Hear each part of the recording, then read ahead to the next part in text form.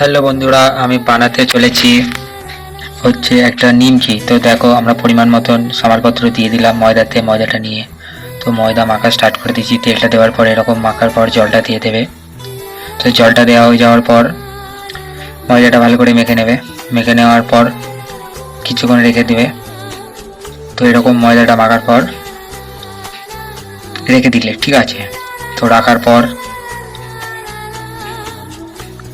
কেটে নিলে ময়দাটা হাত দিয়ে কেটে নিলে যেরকম হয়। তো এরকম দেখতেই পাচ্ছ বন্ধুরা কিভাবে কি করছি আমি। তো তোমাদেরকে আর ভালো করে বোঝাতে হবে না, তো দেখতেই পাচ্ছ। তো আমি এটা বানাতে চলেছি নিমকি, ঠিক আছে।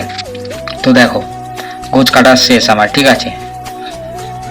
তো এই যে আমি নিমকি বানাতে চলে এসেছি, ঠিক আছে। এরকম গোল গোল করে বেলে নেওয়ার পর এই যে ভাঁজটা তো দেখতেই পাচ্ছ, এরকম ভাবে ভাঁজ করে নিলে এই যে নিমকি হয়ে গেল আমার।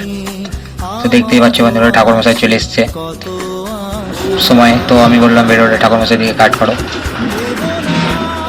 তো নিমকি আমার প্রায় বালা শেষ। এই যে আর একবার ভাঁজটা দেখিয়ে দিলাম। তো বুঝতেই পারছো বন্ধুরা কেমনভাবে কি, না পারলে আর একবার কমেন্টে আমাকে বলবেন।